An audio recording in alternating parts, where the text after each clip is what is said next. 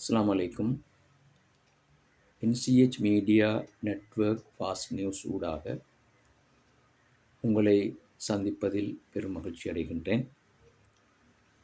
NCH media network fast நியூஸின் அறிவுக்கான தேடல் நிகழ்ச்சியின் இன்னொரு முக்கியமான தகவலை உங்களோடு பகிர்ந்து கொள்ளலாம் என்று நான் இந்த தளத்தினூடாக எதிர்பார்க்கின்றேன். உங்களுக்கு தெரியும், அண்மையில் ஏற்பட்ட வெள்ளப்பெருக்கு. அண்மையில் ஏற்பட்ட வெள்ளப்பெருக்கின் காரணமாக அதிகரித்த நீர் வீடுகளுக்குள் புகுந்து மற்றும் வயல் நிலங்களில் ஊடுருவி, தோட்டங்களில் ஊடுருவி, இப்படி எத்தனையோ விதமான இடங்களிலே இந்த வெள்ள நீர் ஊடுருவி அங்கே நீர் தேங்கி நின்று இப்பொழுது பாதிக்கப்பட்ட மக்கள் அவற்றை சுத்தம் செய்து வருகின்றனர். இந்த வெள்ள நீர் காரணமாக அந்த நீரிலே அதிகமாக புழங்கியவர்கள், இந்த நீரிலே அதிகமாக கலந்து கொண்டவர்கள் அதிகமானோருக்கு ஒரு வகையான தொற்று நோய் இக்காலத்தில் ஏற்படலாம் என சுகாதார பிரிவு எச்சரிக்கின்றது. அந்த தொற்று நோய்தான் லெப்டோஸ்பைரோசிஸ் என்ற எலி காய்ச்சல் சம்பந்தமான ஒரு வகையான வைரஸ். இந்த வைரஸ் குறிப்பாக வயல் நிலங்களிலே வேலைகளிலே ஈடுபடுகின்ற விவசாயிகள்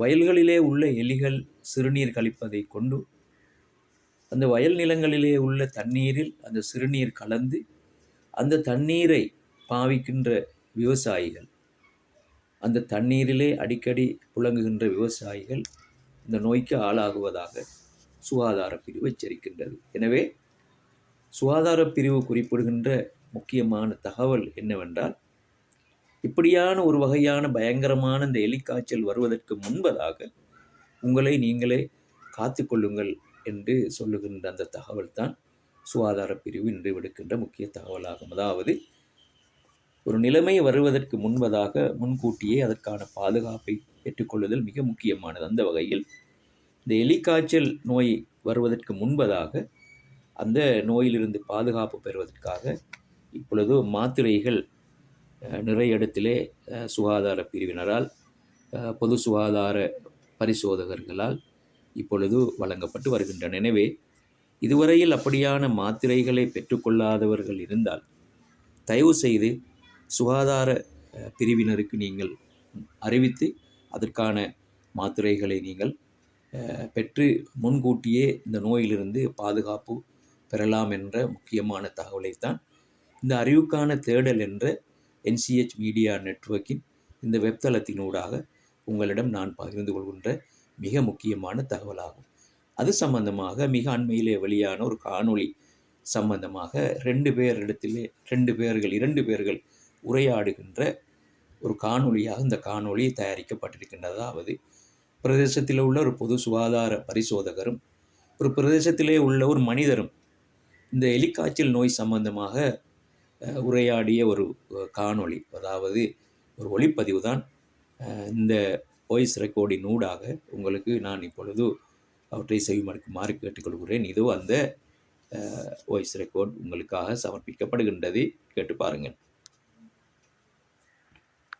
අපේ අසල්වැසියාට හැදුනේ මීහුණ නේද? ගංවතුර තත්ත්වය යටතේ ඒකට වතුර බලපානවද? ඔව් මාමේ. ඒක තමයි ගන් වතුරෙන් පසු අපිට මුහුණ දෙන්න වෙන තවත් බරපතලම රෝග තත්ත්වය. ඒකට කියන්නේ ලෙප්ටෝස්පයිරෝසිස් කියලා. එතකොට ඒක හැදෙන්නේ කොහොමද? ආසාදිත මීයන්ගේ මුත්‍රා අපිරිසිදු මඩ වතුරට මිශ්‍ර වෙලා තියෙනවා. අපි රබර් බූට් නැතුව සමේ තුවාල සහිතව මේ මඩේ ඇවිද්දොත් ඒ විෂ බීජ ලේ වලට එකතු වෙනවා. අපේ අය කියනවා උණ සහ ඇඟේ වේදනාව තියෙනවා නම් මීහුණ වෙන්න පුරුවන් කියලා. ඒක ඇත්තද? ඇත්ත. අධික උණ, විශේෂයෙන් දරුණු මස්පිණ්ඩු වේදනාව, ඇඟ පත රිදීම හෝ කෙන්ඩ වේදනාව, ඇස් රතු වීම, තද හිසරදේ වගේ ලක්ෂණ එන්න පුළුවන්. ඒ නිසා කිසිම වෙලාවක ලක්ෂණ නොසලකා හරින්න එපා. එහෙනම් ලක්ෂණ ආපු ගමන් මොකද කරන්න ඕනේ? පුළුවන් ඉක්මනට රෝහලට යන්න ඕනේ. ප්‍රමාද වුණොත් වකුගඩු වගේ වැදගත් ඉන්ද්‍රියන්ට හානි වෙන්න පුළුවන්. එනම් අපි ආරක්ෂිත පාවහන් පළඳින එක සහ තුවාල තියෙනවා නම් ඒවා වහගෙන වැඩ කරන එක අත්‍යවශ්‍යයි නේද? ඔව් ඒකයි වැදගත්ම දේ. අපි හැමෝම දැනුවත් වුණොත් මේ බෝවන රෝග වළක්වා ගන්න පුළුවන්.